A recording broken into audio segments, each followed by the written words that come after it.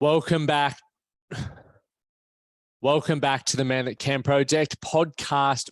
I'm your host, Lachlan Stewart.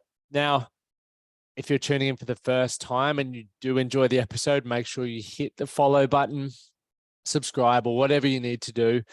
And please leave a rating. Every time you leave a rating, it's what we need to get bigger guests on the show.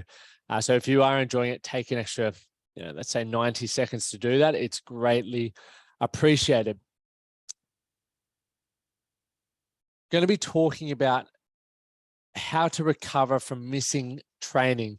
And I'm not going to be talking about, missing 1 or 2 days of training, because for me personally, I think, just use those as rest days. If that's the case, don't beat yourself up over it, but more so looking at if you miss a week or more of training. Now, many of you who are a part of our academy are following a structured training program. And if you aren't following a structured training program, this episode may not be as valuable to you, but it may, inspire you to get a structured training program, just because I believe what you track, what provides opportunity for you to grow, and has a specific outcome you're working towards, is going to be most beneficial for you based on what that goal is. If you're just going into the gym for the sake of going into the gym, that's absolutely better than nothing. Don't get me wrong. But if you struggle with motivation or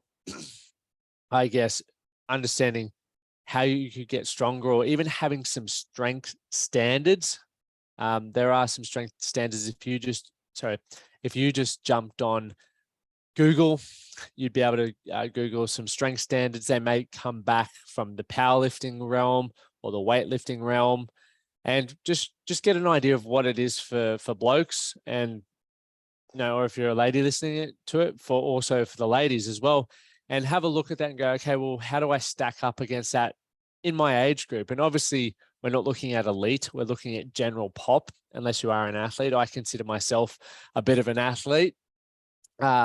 So now we've covered that, let's talk about missed training. So last week, I only trained on Monday and I did a half session. I was absolutely cooked. Every week I start the week very excited. I generally finish it like that way as well. But my energy was cooked. I started last week. I had a tempo run. I think it was 4K at a certain speed and then 3K a little bit slower. And I got to about 3 kilometers in that fast one, and just the humidity, and my body didn't feel good. I felt really run down, foggy in the head. My body was aching a little bit, and I just really struggled to focus. So pulled the pin on it. And for the next 3 days, I didn't have any aches or pains, but I was just really foggy and really, really fatigued. Nothing else had changed. My diet and nutrition was the same. My sleep was the same. Pretty much my routine, to be fair, was the same. However, I really struggled to get the energy and the motivation to do anything after I'd met with clients and done what I needed to do. So from honestly about 11 o'clock onwards, I would just lay on the couch or go back to bed. And I was like, maybe I have chronic fatigue.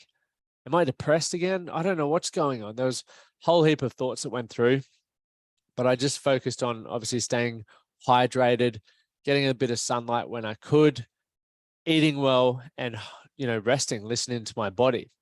But as a result of that, that meant I missed training. Literally, I did not train until I trained Saturday.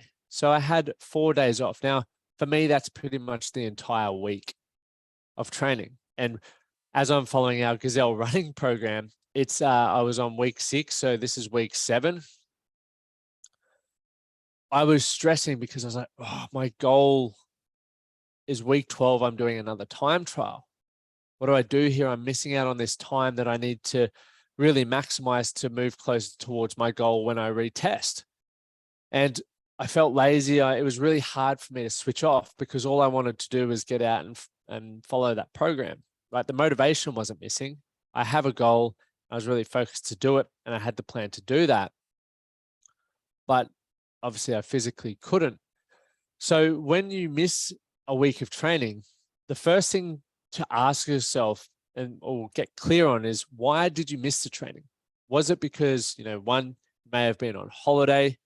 Secondly, you may be like I was, you may be sick or run down. Thirdly, maybe motivation. Fourthly, time. And really, time for me is just it's not a priority for one, or you've just not done what we do in the academy and scheduled your week on a Sunday or a Friday afternoon for the week ahead so that you can get things done that are important to you.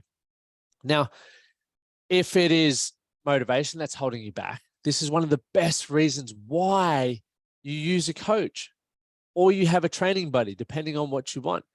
Because when you're held accountable by someone, or when you have a commitment to someone, you're not going to let yourself off the hook, right? If it's raining outside and cold and you have to get up and train early in the morning, and you know that your mate John is going to be at the gym, or you know that your trainer John is going to be at the gym, you're not going to hit snooze. Or I'd hope you would. You're less likely to hit snooze and cancel. You're going to go, I have to go. John's already made his way in there. I need to be there. And when you get in there, 9 times out of 10, you have a brilliant bloody session. You're like, I'm glad I got myself in there. The hardest part is getting started. But regardless of what the reason is behind why you miss a week of training, the next steps is, what do you do? Do you restart your program completely? Do you start or just dive straight back into where you would be had you not missed it? Or do you go back to the week that you missed? Now, depending on what your goal is, and I would also say depending on where you're at in the training cycle. So now if you're on week 2, you could probably restart it, right? It's not going to impact you too much. You won't have seen too much progress after a week. So you probably, you could restart. But if you're on, say, week 6, or for me, mine is a 12-week program, I'm crossing the halfway point. For me, I don't want to restart. I have a goal for 2023 that I'm ready to rip into, and I have a deadline that I want to achieve this goal by. So for me, I had 2 choices. I go back and restart week 6 and just push my goal a week, or I dive into week 7, okay, and maybe so I'll cover that in a moment. And I still work towards a goal, knowing that I'm a week of training down. 1 through, I was, I guess, knackered, and I also missed the training. So I've, I guess, not prepared as best as I could for the outcome. So I guess when we get to the outcome further on down the track, I can't be as disappointed and hard on myself because my preparation wasn't as, I guess, ideal as I'd planned it to be. But regardless of which option you choose, because the training volume is generally a bit more challenging the further you are into a program, unless you're hitting a deload week, you need to take it a little bit easier on that first 1 to 2 sessions back. Your body, for me today, I got back out there and ran, and physically I felt phenomenal. Obviously, having the energy back, it was always going to feel better than how I felt last week. But mentally, it was a challenge, right? It was muggy. And there was a little bit of mental resistance around the pace that I was running. I was like, I don't think I can hold this for that long, even though previously I had been. So I was battling with my head a little bit there. I'd also made the commitment prior to starting the session around, I would drop my pacing a little bit because I wanted to ease back into it. So I didn't, I guess, burn myself out for the rest of the week's training. I felt that good that I tacked on another session with my mate, and I still feel good because I'm back to roughly where I was. I was still eating well. I've had my protein, had a little nap, got some sunshine, did all the things right. So I feel like I'm back on track. So diving back into tomorrow, right? I am on week 7. So I skipped a week of training, but I have an idea and I guess a trajectory of where I should be at this point in the training. And the cool thing about, I guess, having a older training age, and the training age is how long you've been doing a certain specific training. So your weightlifting age, it could be your running age, just your experience in the gym. Some of you are just getting in there for the first time, so your training age may be under 3 years old. For myself personally, I've been training with coaches, etc., since I was about 10. I'm 31 now, so my training age is 21.